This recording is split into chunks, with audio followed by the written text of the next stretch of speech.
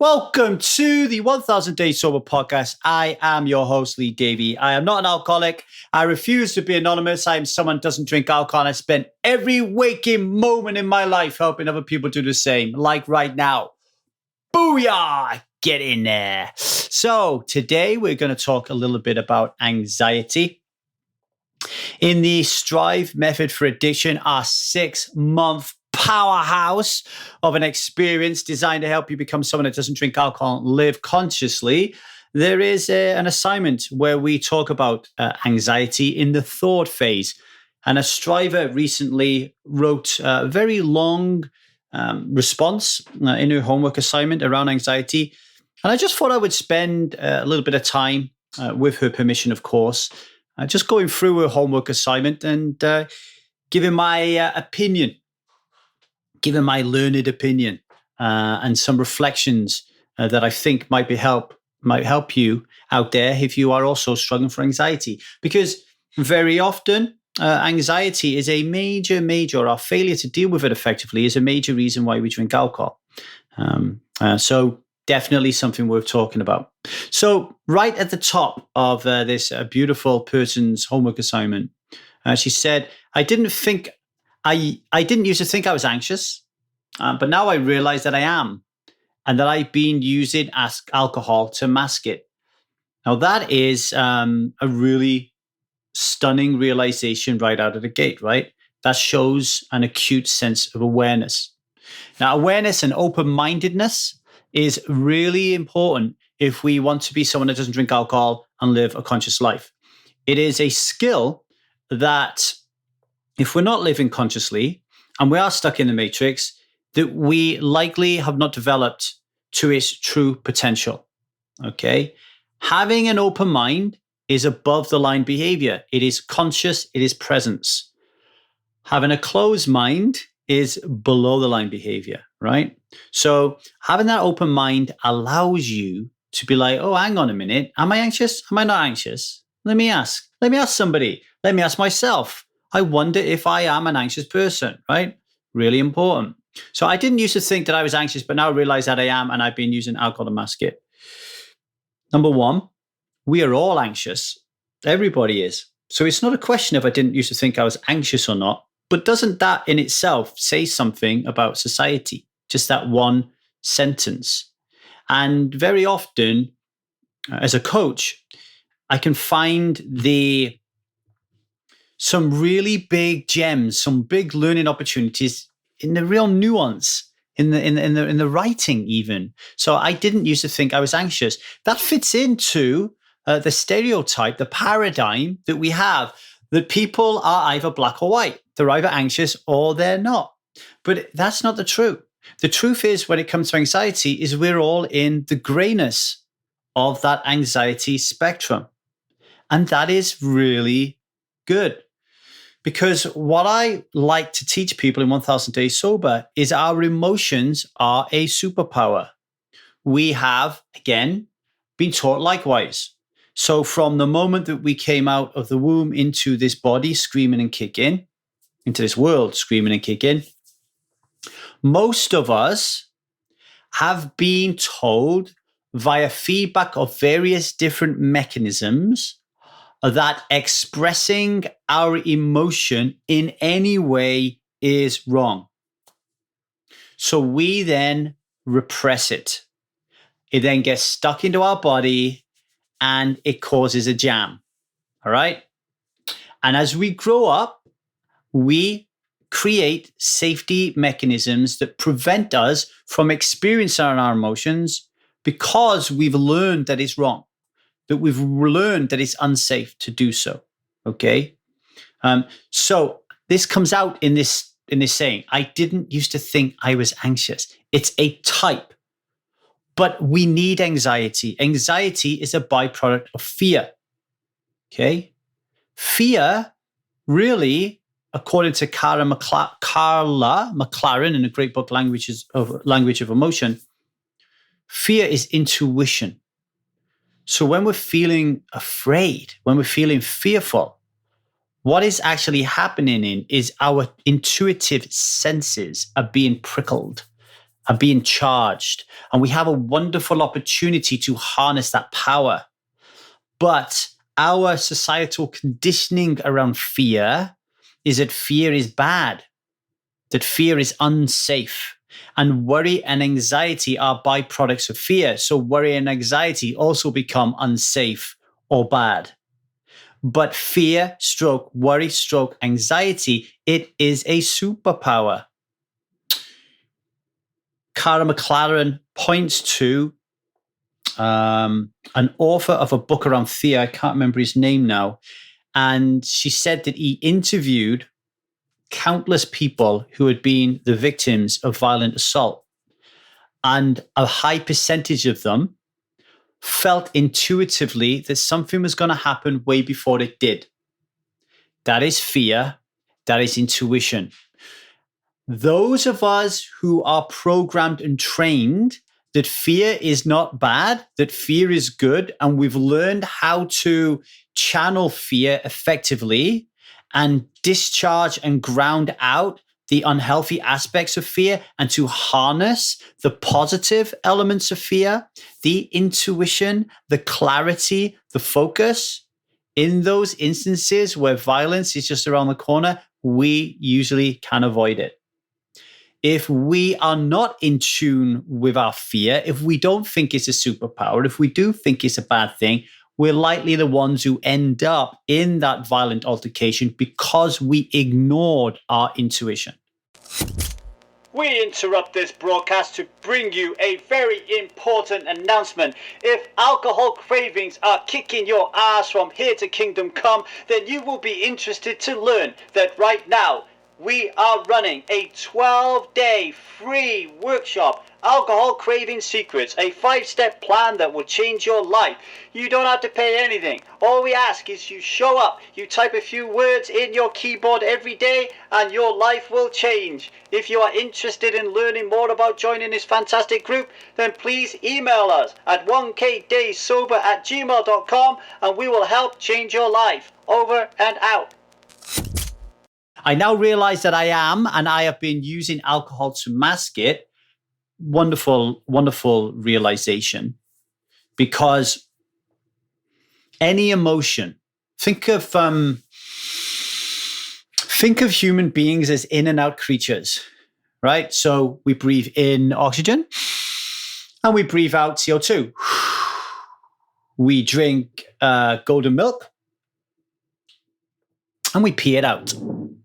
We eat split pea soup and we poop it out, okay? We are in-out creatures. Emotions are the same.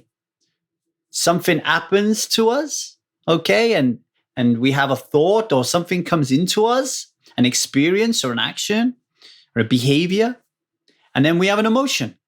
We have an experience, and that has to go out of us. But we have not been programmed to do that. We have not been trained how to do that. We are clueless. We are babies when it comes to that, most of us, particularly the ones who end up on the doorstep of 1,000 Days Sober looking for help.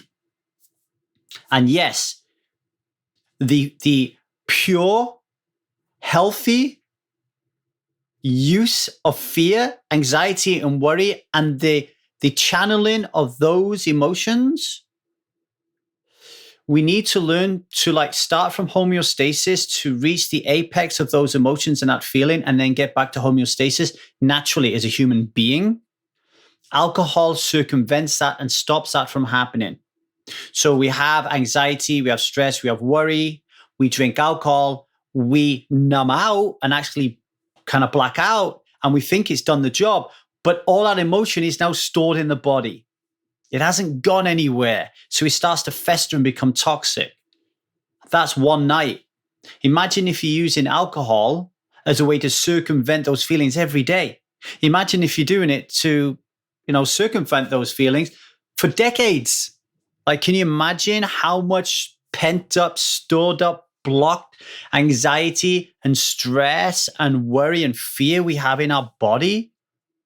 Is it little wonder that we then leave our body and dive into our head to escape? Because it's safe refuge up there, right? Because we can't remember everything. but the body never lies, right? The body never lies. Now, if we have to go into our body and see the truth, our reality, then we have to do something about it. But if we go into our head, we can pretend that, none of this shit really exists, right? Why it can be so confronting when you do this work, when we go into the shadows, when we go into the ashes, when we start our catabasis, it can be quite daunting. What I want people to do is through the safety and the sanctity and the security of coaches, of like-minded people, support groups, is to get a little bit excited about the potential of turning your emotions into a superpower, to get excited about pulling out and extracting the intuition from the anxiety, right? This wonderful survivor says, I feel anxious in social situations where I feel trapped, especially if there is booze. I'm feeling anxious about all the pubs opening again. However, I know that I can do it now. I can go to a pub and drink something non-alcoholic. I think I've enjoyed the break from alcohol that COVID has given society. Two things that I want to draw your attention to in that paragraph that we cover in the third phase of the Strive method for addiction is, and this comes out of the work of motivational interviewing, and it's our language. So we are very linguistic beings, right? Very often it is our stories that is creating havoc with us, right? We are very linguistic. This is why journaling is a really good way of channeling emotion, right? Because of our linguistic tendencies. Now, how we talk to ourselves is really important. And there are two forms of talk. One is change talk and one is sustained talk. So when it comes to alcohol, for example, change talk could be, I'm going to stop drinking alcohol. Sustained talk would then be, but I don't think I'm going to do it forever. And what I are trying to coach people to do here at 1000 Days Sober is to identify in their writing and in their verbalization and in their body language when they're using change talk and when they're using sustained talk, and to change it so we're in a consistent flow of change talk, changing from negativity, unhealthy behaviors, below the line thinking to above the line thinking, to presence, out of drama into presence, right? Raising awareness of that is key. It is critical. Why? Because the way the energy moves around our mind is dictated by the internal structures in mind. Energy will always flow dependent on the structure, right? And we have a lot of beliefs, and we have values, and we have paradigms that have been built over many, many, many years. We have neural pathways that just click into place and light up when a scenario presents itself. That is the right way to do things. That is our paradigm. That is our worldview. That is the way we do this. To be someone that doesn't drink alcohol, live a conscious life, we have to change these grooves, real deep grooves as well. We have to kind of like get the spade out, and we have to get the pliers out, and we need to dig, and we need to bury this old wiring, and we need to like create new wiring. So this happens in the consistency and the habit of change talk. So listen to this. I feel anxious in social situations where I feel trapped, especially if there's booze. That is sustained talk. I'm feeling anxious about all the pubs opening again. Sustained talk.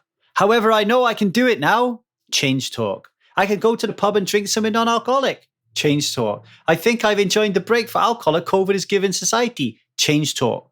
So it starts off pessimistic, ends up optimistic. What would it be like if it was always optimistic? Amazing, amazing, amazing, powerful resource, right? Super powerful. I can feel anxious about my future, about work. And this type of anxiety can make me freeze and brush it under the carpet, right? So she doesn't want to deal with it. And then she talks later on about anxiety around money, anxiety around her breakup with her ex, anxiety around going to school with her kid, anxiety about how she looks, all these different types of things, right? A couple of things with anxiety that could really help, right? Again, learning through the work of Cara McLaren. One of them is to really get an understanding of our personal boundary. So a lot of us believe that our personal boundary is our skin. The skin is the city limits of our personal boundary. But Carla teaches in the language of emotion that we have a much bigger personal boundary or aura than we really believe we do. And people who can develop a secure attachment, either through childhood or through a lot of work later on in life, people who are operating from presence more, who are more with it, and they're not stuck in the matrix. They are really aware about what is going on in life. These are people with good, strong personal boundary. And she says that a personal boundary is simply if you put your arms out from side to side, that is at your fingertips the city limits of your personal boundary. You put them above your head, same there, and then down below. So in essence, you are a yolk within an egg of a personal boundary.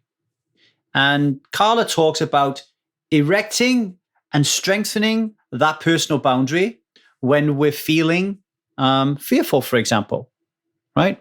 Because often fear and anxiety and worry, we spew it onto other people. We spew it onto other people with our behaviors of blame, our behaviors of judgment, sarcasm, anger, frustration, all below the line, unconscious behaviors, drama, drama, drama, okay? The personal boundary, and just literally closing your eyes, centering yourself, a couple of deep breaths and just visioning that personal boundary around you. Carla says to choose like a big neon light or anything that you think is going to help you to visualize that boundary. If you're no good at visualization, she says you can use sound or fluid or whatever works for you. Just picture you've got this boundary around you. Now, inside that boundary is your personal space, is your space to work. So if you're feeling fearful and anxious and worried, just breathe that anxiety, that stress, that worry, that anxiety into your personal boundary. Because the emotion is only going to cause you harm if it's inside your body, if it's trapped in your body. But if you can channel it out of your body through breath into that personal space, or maybe you say to yourself, for example, where am I feeling anxious right now? I'm feeling it in my gut. What does it feel like? It feels like a melon, a big, hard melon. Now imagine that melon a foot away from you. So it comes out of your skin and it's now in your personal boundary. How does that feel? Well, it feels lighter now, right? It doesn't feel so heavy, but it's in your personal boundary. It's not beyond your boundary walls. You haven't given that melon of anxiety and dropped it on somebody's head. So the next space is really important, and that is grounding.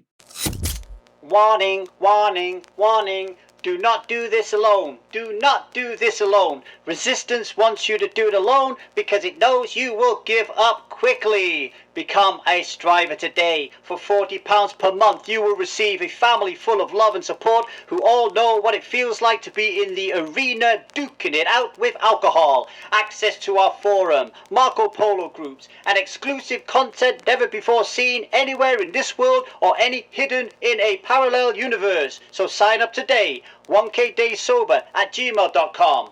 Over and out. So grounding is like just getting your feet, best if you can get your socks off and get your feet into the dirt. It's just like, electric currents need to be grounded for protection, right? To allow that discharge to go into the earth where the earth can handle it. So again, you could close your eyes, you can center, you can work with the breath, and then you can get your feet solid into that ground, and you could ground yourself with a very simple guided meditation, thinking yourself as a tree, thinking yourself as this wonderful, majestic oak, and thinking of your roots going down deep into that rich, fertile soil. And as you're doing that and feeling your roots going deeper and deeper and deeper, connected to this grandmother earth, this soil, this rich soil, feel how strong and stable you are up above the ground. So your torso, your arms, your body, your neck, feel how strong you are because your roots are really strong below and you're grounded. Now that energy that anxiety, that stress, that worry that is now that melon in your own personal space, send it down into the ground. Give it to Mother Earth, because Mother Earth will take that for you. She'll take that for you. And you can either leave that energy free, that space free, or if you think you need some more love and support in that moment because of the fear and anxiety that you're facing, you can ask Mother Earth to send up that energy through those roots into your body to energize you, to realize and accept that you are powerful, that you have unused resources at your fingertips. You have this grounding exercise. You have Mother Earth there for you as a resource to help fill you up when you've let go. And now, if you can do that practice and make it a practice, then in your personal boundary, after we drop the fear, after we drop the anxiety, after we drop the worry, and we've grounded ourselves and we've discharged it, we've healthily channeled it, we're left with the intuition. We're left with the focus. We're left with the clarity. And now we can say to ourselves, oh, isn't that an interesting point of view? I just got anxious about the pubs opening again. What is that trying to tell me? What is my intuition trying to tell me? What do I need to focus on right now? Could be a number of things. I don't know. It could be that your intuition is trying to tell you that that place is toxic, that the people you're going to meet there are toxic. It could be your intuition is telling you and raising clarity within you that you really want to be someone who doesn't drink alcohol. And if you want to be someone who doesn't drink alcohol, being in the pub where the sole purpose of that structure is to sell alcohol and to drink alcohol, maybe your clarity, your focus, your fear is telling you that is where you need to avoid. And if we cannot effectively discharge the noise that blurs the focus, that deafens the clarity, that removes that intuition and muddles it and fuddles it, the resistance is doing that. It's almost like a radio. There's a radio going there, and there's a voice going, get out of the pub. Do not go to the pub. But there's all this static and crackle, and you can't really hear it. It's because resistance wants you to go to the pub. Why? It is easier to go to the pub than it is to create a grounding practice, a personal boundary, and to do this work. Why? Because if you do this work, you are melting away an upper limit that currently exists that is preventing you from achieving joy and happiness. Let's say, for example, you go to the pub. You ignore your intuition. You go to the pub. You let anxiety drive you to the pub. And then you get there and you start having conversations with people, but you don't really feel connected to them. Again, your intuition is telling you that these aren't your right people, but the anxiety and the fear and the worry of being alone is not allowing you to detach. It's keeping you in a desperate fight and battle for approval. So you stay there because you're afraid of being alone. And you have these service level conversations. But when you're back home and you're able to go through this practice and you're able to ground and set up your own personal boundary and effectively channel your energy into the ground, just leave your intuition, focus, and clarity, then you can say to yourself, well, actually, I really do want deep, meaningful, intimate connections. Boom. Why would you have an upper limit problem preventing you from getting there? Because the joy and celebration of a beautiful, intimate, connected relationship means you're going to have to expose yourself to being hurt. You're going to have to expose yourself to being dumped.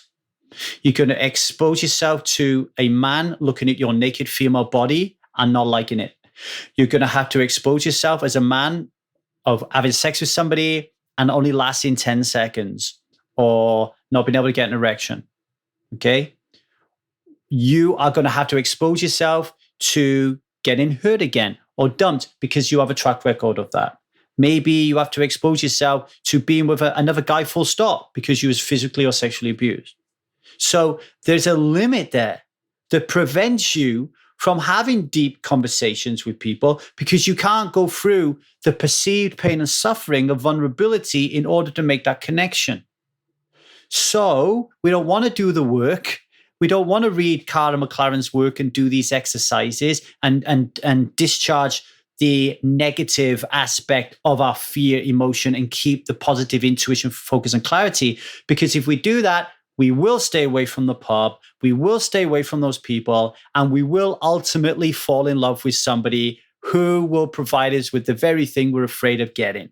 So it's much easier to go to the pub, to drink, and to keep having those service level conversations because that is easier, okay? So I just wanted to raise that. I think that's really important.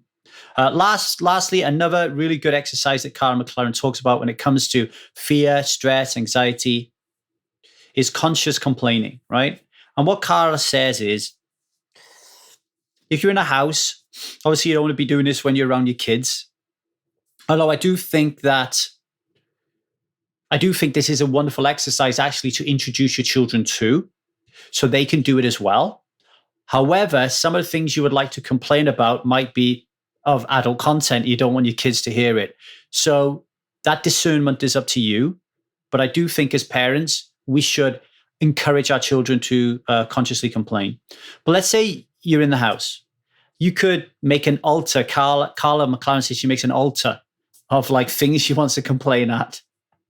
You know, like if you want to complain at Donald Trump or Joe Biden, for example, stick them up there and complain about them. You might want to go out in nature. Around the corner from me, there's a particularly gnarly looking tree. I think I might want to complain at that. And then whatever you find, whatever you want to complain at, just go to town. Go to town. Really just complain about everything you can think about. Just complain about it all. Get it all out there. I'm fed up of this weather. I'm fed up of living with my in-laws. I'm fed up of never being able to get any sex. I'm fed up of never having enough money. I'm fed up of feeling so tired. I'm fed up of constantly having to of this debate and argument of alcohol. I'm fed up of anxiety. I'm fed up of my kids' issues in school. I'm fed up of my ex-husband. I'm fed up. And just go for it. And don't hold back and really get into your body and let those emotions flow. Don't stop yourself. Let it go. And then when you've finished, just say a little gratitude prayer and appreciation and thank whatever you've been complaining at. They've soaked up all that energy for you. If it's a tree, thank you, tree, for taking all that off me. You know, you will feel so much better at the end of that. All right. So anxiety, it's a duffer. It's a duffer. It can be really bad for us, but at the same time, it can also be really, really powerful and a superpower. So just remember, anxiety, worry, byproduct of fear. Fear is intuition, focus, and clarity. It's not just watching them on Amazon Prime and being scared of ghosts. All right. I hope that helps. If you would like to work with me further on this or any other topic related to being someone who doesn't drink alcohol or living a conscious life, I am here as a personal coach to work with you. Email me at 1kdaysober@gmail.com or WhatsApp me +1 213 219 0103. I'm here to help 1 million people overcome addiction and break free from disempowered relationships. If you want a part of that and you want to work with me, you want to step up and invest in yourself, give me a shout. All right. Much love. Take care.